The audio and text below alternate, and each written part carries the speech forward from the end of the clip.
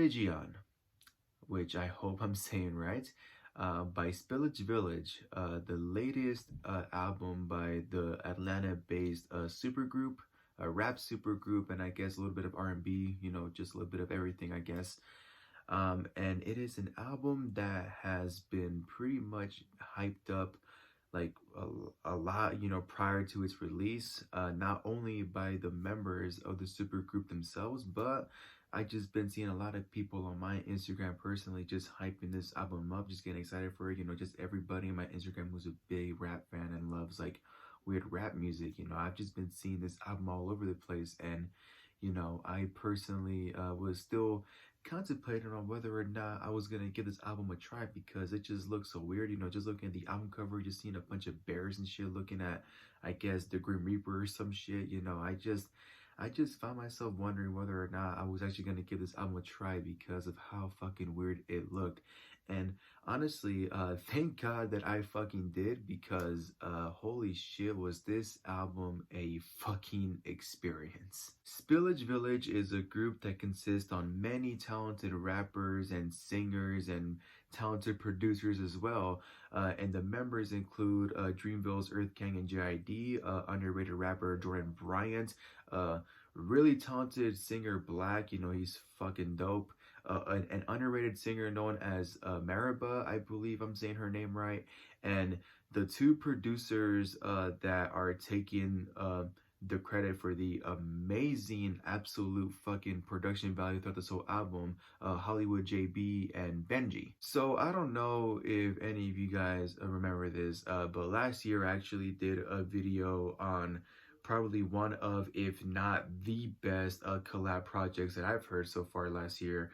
It was a project entitled Escape from New York from Beast Coast, which consisted on the great talents of all the pro era artists, or people that are that affiliate with that record label. And when I first heard that album, I did not know what to expect, because I went into that album only knowing who Joey Badass and the Flatbush Zombies were. I wasn't familiar with CJ Fly and the other underachievers, and just all the other like really talented rappers there. And that's pretty much the same case with this project for me, at least, because you know, when I was hearing this project, I was only familiar with only three artists, and those artists were Earth Gang, JID, and Black. I did not know, who Maribel was. I never heard of her. I never heard of Jordan Bryant, and I never heard of any of the producers that were on this album. So, I was just pretty much seeing it as something new, because I honestly did not know what to expect. In fact, I never even heard of Spillage Village in the first place. And, I guess that's kind of bad, considering that they have two projects that came out prior to this one. Honestly, I think the best way that I can describe this album is think of it as the third Revenge of the Dreamers album that came out last year as well, I believe.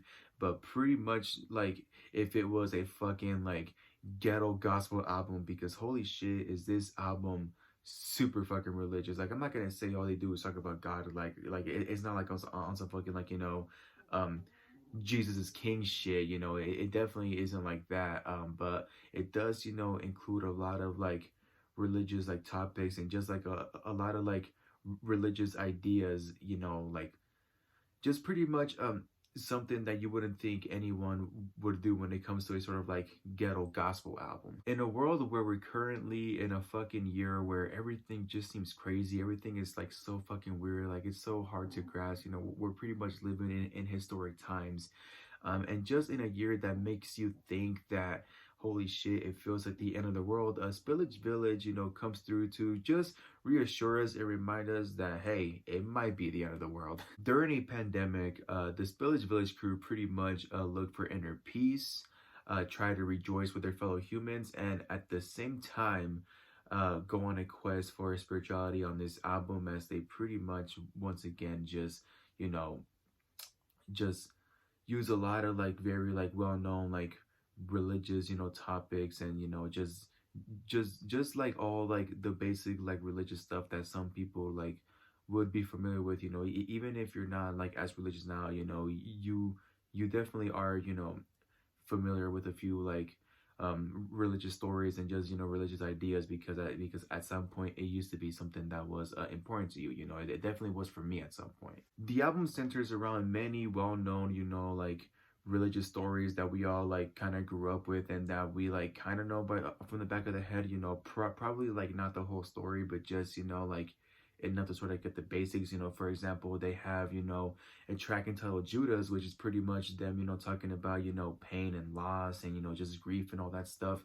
And then they have two tracks called Ocean and Cupid, where they pretty much like explore the many ideas of like of just like many like romantic experiences, sort of like like heavenly, romantic experience, if that makes sense. They just like they take these like stories that people like that a lot of people like do know and are very familiar with, and just sort of like use it as a metaphor to like try and get us through this sort of like very weird like apocalyptic world that like we're living in right now.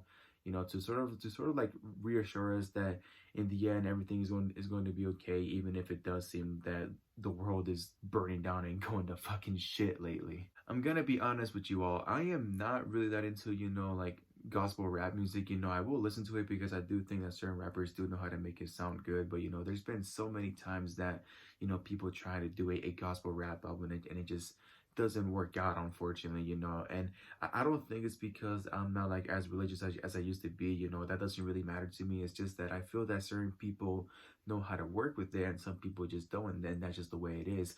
But I think Spillage Village, tackled this ghetto gospel album really fucking good, because holy shit, was like I said, it was a really like great experience.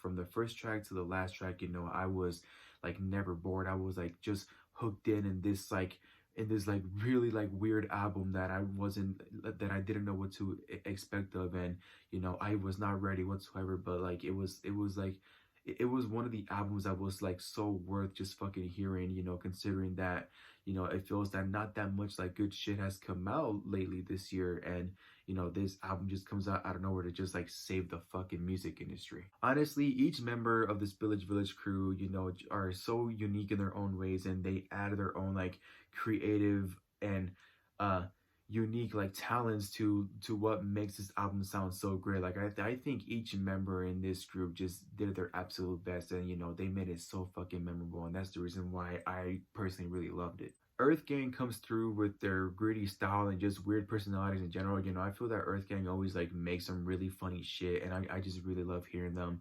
JID once again comes back with his Lyrical Rage. I think JID is one of the most like underestimated and underappreciated, lyricists in the game right now, because I know he's like kind of new still. People are still trying to like get used to his music and like trying to get more attention. But honestly, he is super fucking talented. He was a great fucking lyricist, one of the great, modern lyricists that I've personally seen. I've seen him live before, and he's just so fucking great. He just kills it every time. Jordan Bryant is also a really talented rapper. I never heard of this dude, but he is super cool. He like can switch his flow so well. He would go to like a really like great like fast paced flow to this like sort of like chill and a lot more slower flow. Like he definitely like does know how to like switch it up, and I really enjoy that.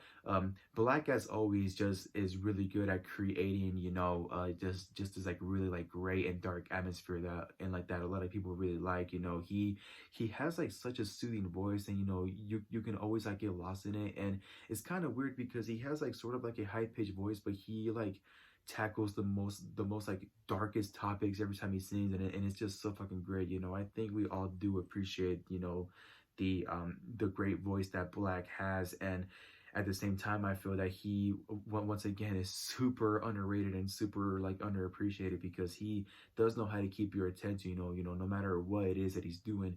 And finally, Mariba, which like I said, I'm really hope I'm pronouncing her name right. She is again a singer that I wasn't familiar with. This is the first time ever hear her on anything, and she really like adds well to this sort of like church vibe that we hear throughout the whole album. She just has like the voice of a fucking angel. She kind of like makes you feel like you are in church, and just hearing a fucking choir, just sing during the fucking services and shit. I just really appreciated, just everything about her, just the voice that she has. She like really made this album so worthwhile. Her specifically, in my opinion, she was the biggest highlight for me. You know, this album just makes me want to like go like give Mariba and Jordan Bryan a chance in their music, because holy shit, they're like super fucking talented, and I'm kind of mad at myself that I didn't, you know, give them a chance before, that I didn't know who they were. But you know, yeah, you know, just every member in general just really like contributed so well to this album, and you know, it's the reason why I personally really loved it, and I have no doubt that a lot of people loved as well. And of course, this album wouldn't be just as enjoyable or as like great and memorable if it wasn't for the great production provided by Hollywood JB and Benji. You know, like I said, these are two producers that I never heard of. You know, they're super underrated, obviously, you know, and I just personally feel that they specifically like just created like such a great sounding album. You know, this album had so many like different sounds to it. It was so fucking ridiculous. You know, at some point it's like, you know, this really like weird like this sort of like weird like fucking nerdy rap style to it, and then all of a sudden it goes to like the dark creepy like R&B like vibes. You know, they just added so much to this shit. You know, they obviously like included so much to like make it sound good for everyone to enjoy. You know, I just personally like I I want to say that this is probably the best like production, you know, like I've ever heard, you know, so far this year, if not probably the best. You know, it is like so fucking good. It's so memorable. It's so fucking different. You know, it's, you know, something that you wouldn't even think that somebody would do, and you know, it just sounded so fucking great. But besides, you know, each member, you know, just contributing so well to this album, they did not hesitate to bring a few more extra guests to sort of like make the album feel complete. Specifically on the track Judas that I talked about earlier in the video, which probably might be my favorite track on the album. You know, that one is just a crazy fucking song. You know, besides, you know, that track, including, you know, like a few of the great members from Spillage Village, that one does have three other special guests that make that track sound so fucking well, including Chance the Rapper, Buddy, and Ari Lennox. You know, those three are just really great artists. You know, Ari Lennox is a really talented singer, another great artist artist from the Dreamville roster.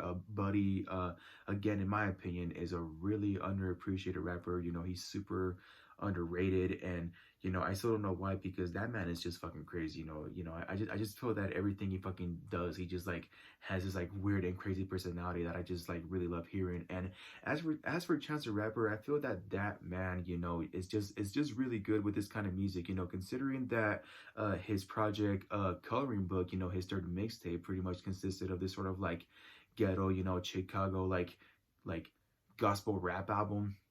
You know, I just think that Chance the Rapper is somebody who was like an obvious choice to like try to bring into an album like this, because he just like works so well with it. You know, he sounds so great. You know, his flow is just as good.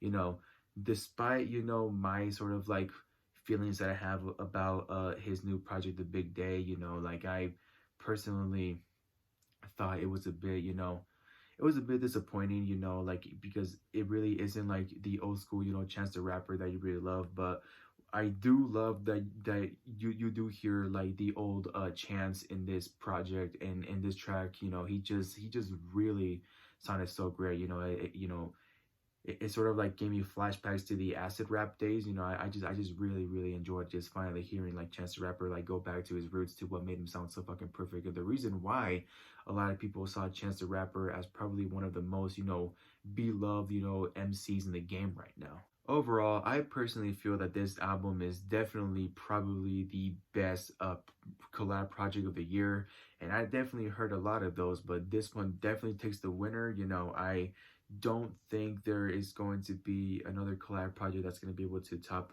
this one this year. I may be wrong, but who knows? But this project is definitely, you know, the best collab project I've heard all year, and it definitely does shows the hidden talent that is within the new school. You know, I feel that the new school like sort of like does get a bit of like not that much like a respect, because you know there are many like new school artists that don't really like do the game justice, and don't really like, you know, like aren't really as enjoyable. And the reason why people do say that is the reason why, you know, the new school is the worst thing that ever happened in hip hop. But I feel that albums like these are what truly show the true potential that new school artists have on the game, and why some people would say that there's not that, you know, not every like new school rapper is trash, because holy shit, do they have a lot of potential here. And I honestly can't wait to hear what else they're gonna do next at Spillage Village, because this album was a fucking experience, and I have no doubt that the next projects they drop together are gonna be just as great. Thank you all so much for watching. If you guys enjoyed my review, don't forget to like, subscribe, click that button down below, all that good stuff, and don't forget to stay happy. My baby, why you treat me so cold? You put me out on the side of the road. I had my own thing going way before you came along. Now it's 3, 4